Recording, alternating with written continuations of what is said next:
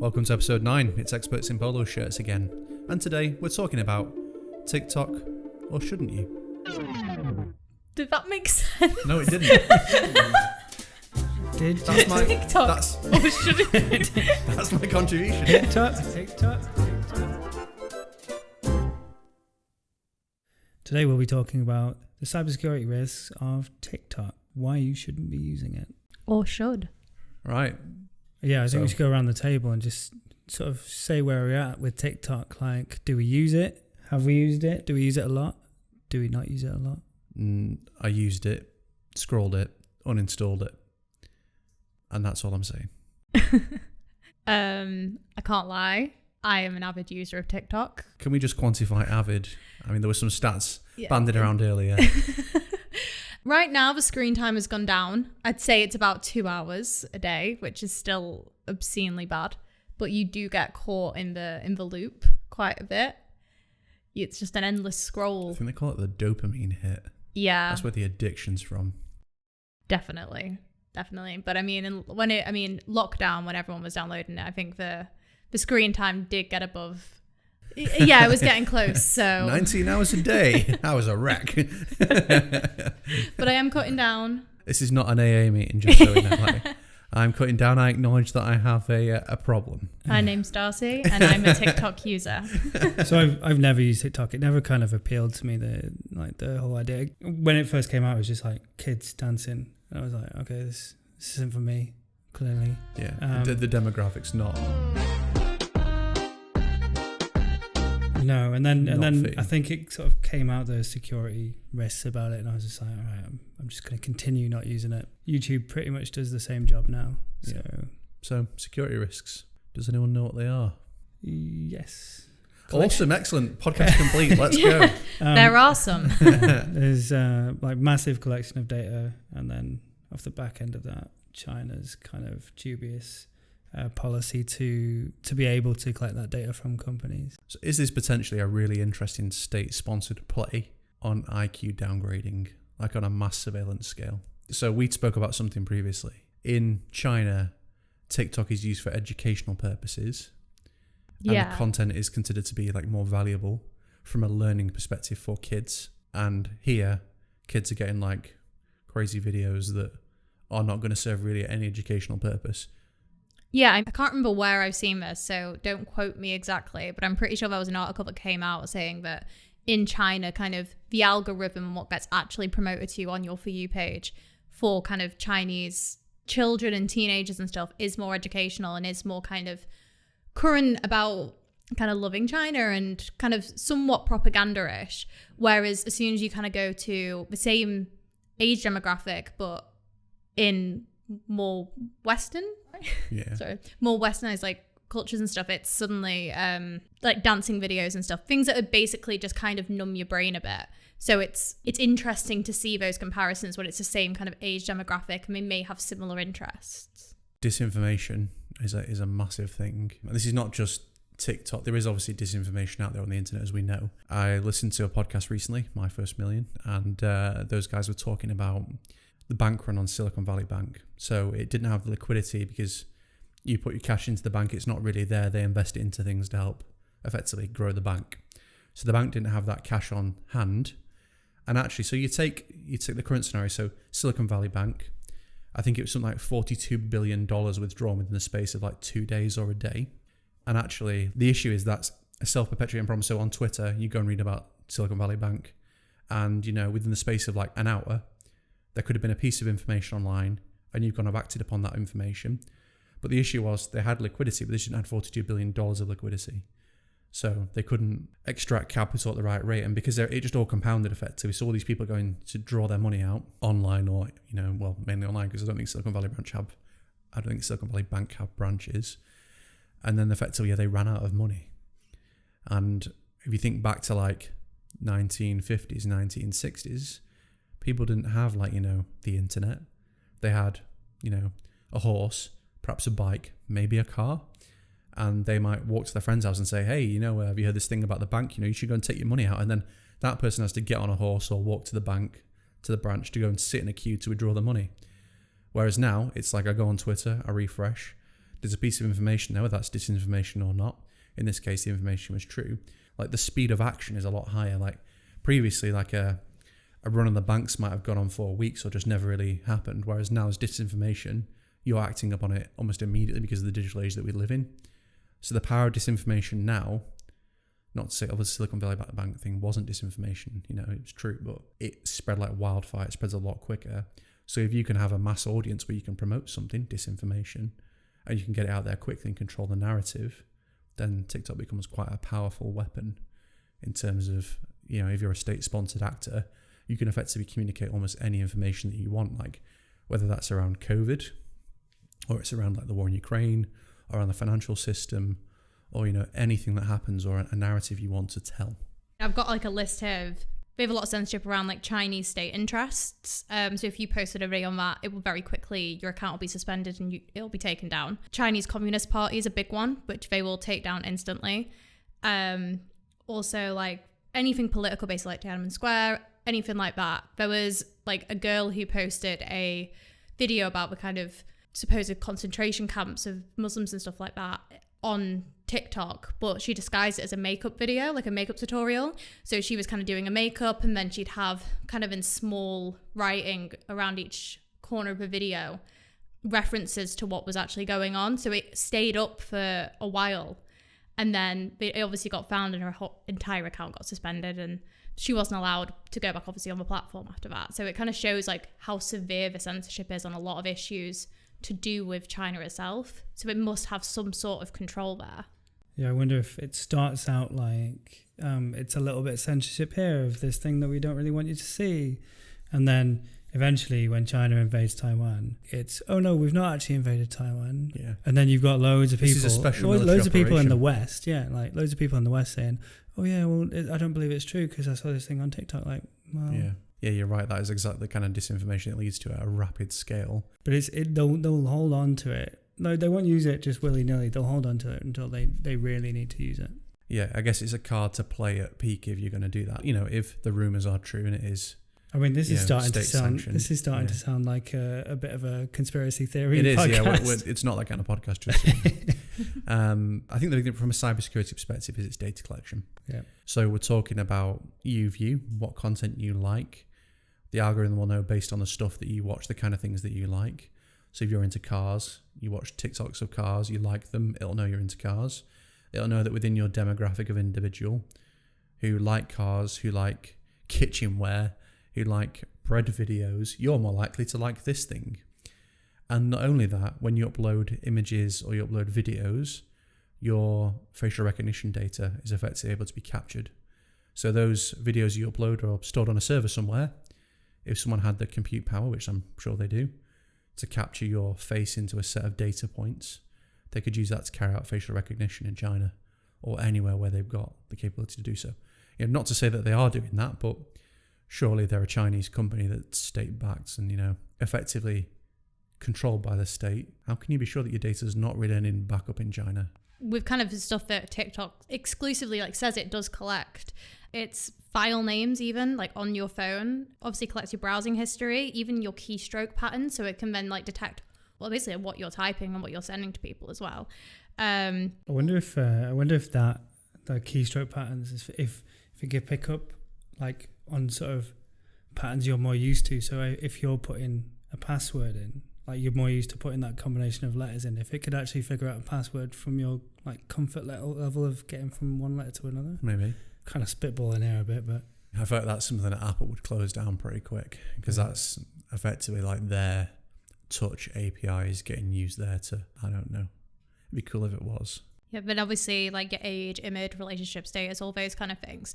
But then I suppose like the question is, although they're picking up on all these data points and they're collecting all this data, how different is it to what Meta, for example, like Facebook and Instagram would know? Because I mean, obviously there was that trial, wasn't there, with Mark Zuckerberg and kind of about the data it was collecting. How dissimilar are those things? And is it just a TikTok concern, obviously with who owns it and it being a Chinese-based company, or should we equally be concerned about kind of Facebook and Meta and the other social platforms that are still collecting all this data? Well, obviously we had the Cambridge Analytica scandal with data. I won't name names, but I've come across companies that were utilizing Facebook-like data to influence customer journey decisions. That sort of stuff's been going on for a long time, like harvesting Facebook data to actually facilitate sales and help understand your target audience more clearly. But yeah, I guess Cambridge Analytica came along and proved that actually, there's a lot more data collection than meets the eye, and actually it's the ability to reach people. If I don't know the ins and outs of it, but if that TV program is anything to be believed, with Benedict Cumberbatch in, where it talks about the story of Cambridge Analytica and how they won the Brexit vote, and how Cambridge Analytica perhaps influenced that. I'm sure it is dramatised slightly, but it just goes to show that if you've got all these people that are non-voters that you can target through these platforms, and again, it's disinformation, isn't it? The ability to quickly spread information online through Facebook and to create sponsored posts and content and to distribute that from potentially tens or hundreds of bot accounts. There's actually a place in Russia, and the name escapes me. We should definitely Google it. Yeah, there's basically a place in Russia that is known for, I think it's like Gavi, the Troll Factory, Glazvet. So it's called Glazvet. That's the Russian research agency. Wikipedia says Internet Research Agency, IRA, also known as Glavset, also known in Russian internet slang as the Trolls of Olgino, is a Russian company engaged in online propaganda and influence operations on behalf of Russian businesses and political interests. The rumour is there's 1,000 employees that work in that facility, spreading disinformation and creating troll accounts. That could be used to, tell a particular narrative or support a particular narrative. And I think it's probably quite hard to know. Knowing that, I remember seeing during COVID a lot of stuff that I thought that's probably a bot account, or a troll account. That's probably someone spreading disinformation. The thing is, it's education. It's something no one really talks about, like Glavset or Glazvet existed. And you'd be surprised there's 1,000 people at work there whose only job is to troll people. Yeah, some of those comments that you see, they are trolls until they're not, because people pick up on it and they're like, oh yeah, that makes sense. And then other people become like the trolls. Tools. Yeah, have you seen the... to support the whole disinformation thing, have you seen the Stephen Bartlett pitch deck for Social Chain and what they did? So there's a really cool case study they did for themselves, which was they created a false football player with a view to get it trending and see if they could get PR off the back of it. So they came up with a name. I think they picked a picture off the internet of this player and created like a history for them. And they disseminated this information through their various social pages. So Social Chain owned like a bunch of Facebook pages, I think maybe some Twitter accounts. And they basically put this out there, and then they got all the accounts to play off each other about this amazing new player. And all of a sudden there are retweets coming in on Twitter. People are tweeting about this new player that's going to sign for such and such a club. And it gained momentum on its own. And the next day they had all these different sports websites and newspapers publishing about this player that's supposedly going to sign, but the player doesn't exist. And these media outlets had published it. Wow. And it was all effectively Social Chain proving that they could shape the narrative for their customers. I think one of the scary things is, especially kind of with TikTok and misinformation, is a lot of people are using TikTok almost as a search engine now. I mean, there was a thing that came out a couple of months ago where it was saying it could compete with Google with kind of the amount of searches it's getting. I mean, Google obviously is fantastic, but there's a lot of misinformation there too. But if you went onto TikTok and you were thinking, oh, okay, well, I want to know about a certain supplement, or I want to know about someone's personal experience, you're more likely to find a real person talking about their exact experience taking a supplement or doing a certain activity or going somewhere. You'll get a more personal response. So, but if you're searching for things like that, whether it be taking certain medications or if it's certain workouts or whatever it is you're searching for, the amount of misinformation you could be getting by using that as a search engine, I think, especially for people of a younger generation who are kind of just starting getting social media and stuff like that, they'll be even more heavily influenced because it's all they know, really. Do we ever question the misinformation of Google? And if Google gives misinformation, well, I guess Google's just a search engine. Not infallible, but there's certain factors that control the algorithm in Google that mean that bad content doesn't rank.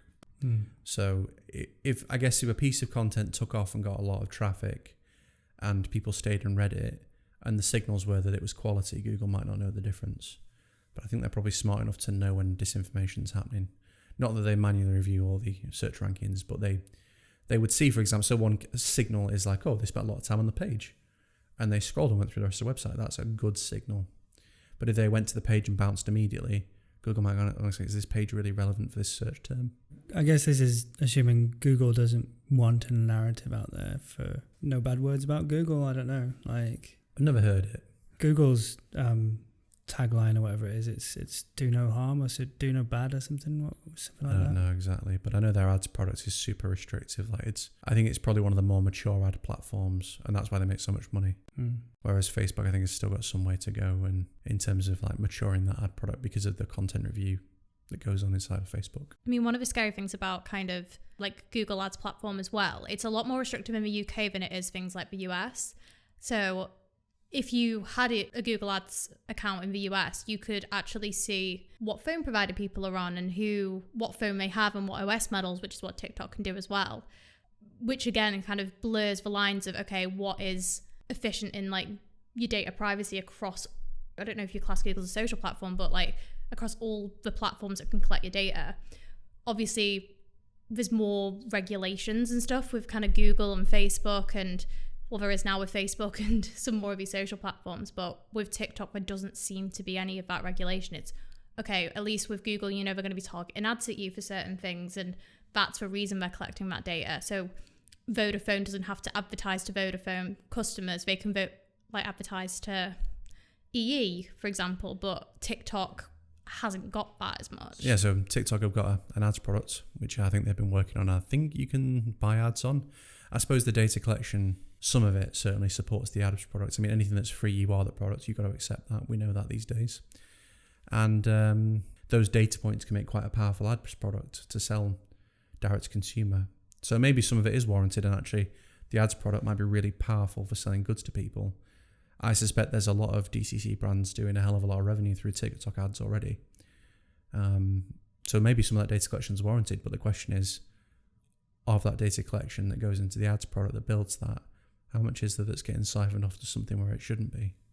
I mean, yeah, we don't know. The Chinese government passed a law that means that they can siphon that off whenever they want, as they please. Well, I haven't read the press release, but I assume that TikTok will come out and said that all data is not stored in China, and that no data goes back there as far as they're concerned. But what's the reality of that?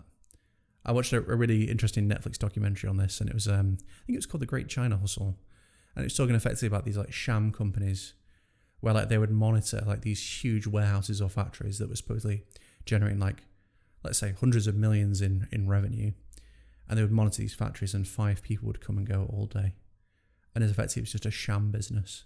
People were starting to question like some of the other Chinese businesses actually, were they doing what they said they were on paper? Trust no one. Don't trust anybody. These companies that are recommending you don't use TikTok, there has to be a reason for it. Like, it's not just companies, it's governments. It's governments are like saying don't many use it. governments across the world. And I think it will be related to you sharing a lot of sensitive personal data points. We don't necessarily know the extent of what that is because it's a black box, because it's in China. I mean, even like organizations and companies now have come out and said the same thing. So like Amazon have said if you have a work phone, you're not allowed to install it. And some other big companies as well. I can't name off the top of my head, but it's showing, not that you would potentially download something like that on your work phone, but it's showing they obviously don't want certain information to be accessible. Yeah, for sure. I'm banning TikTok on company phones. We don't have company phones. Exactly. It's easy to do. To be fair, I wouldn't have TikTok on my personal phone, but I probably would consider it on a company phone, because I feel like, well, that's departed from me just about enough. For you. That's it. I'm scrapping the policy. Yeah, I mean, I know a few people in the office have TikTok. I'm sure they do. But yeah, it's not for me. I definitely won't be installing it now, for sure. And people send me stuff on it, and I get the link and I go and watch it on the web play, and I think, nah, I'll just not bother. I'm just not installing it. They can still send me videos if they want to. And then it still tries to force me into installing the app, but I'm like, no. With kind of YouTube bringing out shorts and Instagram and Facebook having now Reels, and they're getting more popular. And like, even if you go onto like all kind of social apps are now trying to do it. So even if you go onto things like Snapchat, you have like some weird version as well. And I mean, it's everywhere now. And it's that short form content, which I think is why TikTok got as big as it was at the time, because it was the lack of attention span, whereas the main kind of, after Vine, there wasn't really anything like that. Everyone kind of switched to YouTube, these longer format videos, but everyone's attention spans are getting shorter, and it's, like you said earlier, it's the dopamine hit that you get from these short form videos. So kind of enticing people that way is really the only reason it got so big. But all the kind of TikTok content seems to be getting recycled onto kind of Instagram and Facebook, and then onto YouTube as well, with them also looking now at ways to monetize it as well. So people will continue to post on their platforms and not go back to things like TikTok. Yeah. At the minute, there's this thing called TikTok Shop, but it's blown up to like massive extent. So basically anybody who posts on TikTok can add a shopping link and it'll connect to it's basically, they've made their own Amazon. It's like an Amazon storefront, but just TikTok. So obviously whoever's advertising on there gets commission for everything that's sold, and then the actual companies are getting the rest of it. But every other video now, and it seemed as though the ad laws with this TikTok Shop are a bit blurred, so you don't have to exclusively say it's an ad. If you're posting, oh my god, look at this product, I love it, like click the link there, you can get your own. Yeah, but the Advertising Standards Agency will definitely clamp down on that super quick.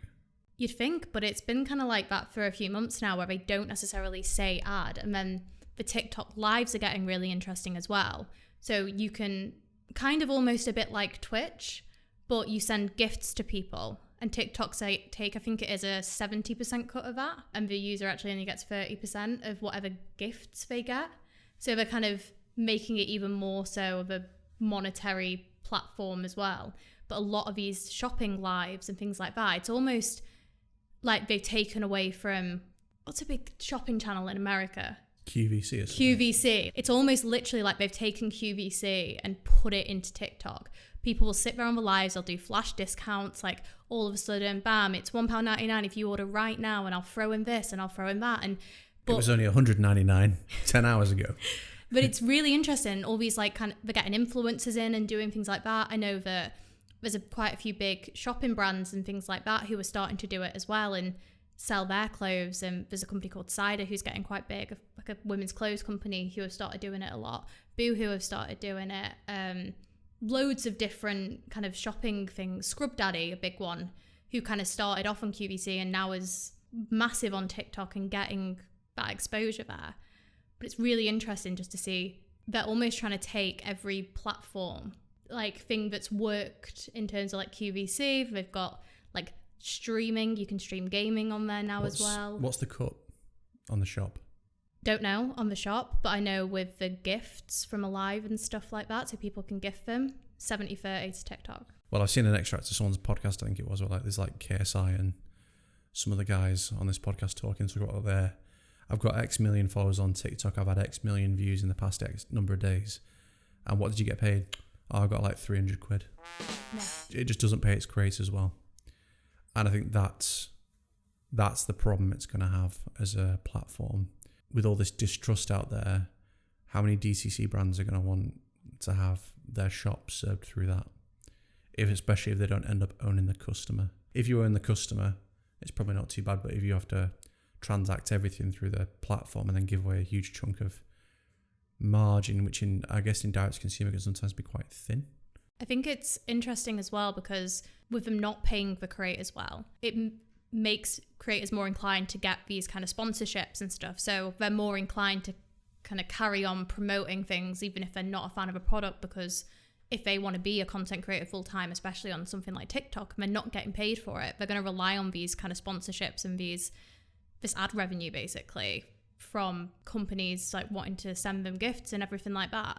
So the more we kind of create these influencers on social media like TikTok, but yeah, the more distrust there's going to be, because they're going to be promoting constantly like products they're actually not a fan of, and it's going to create that again.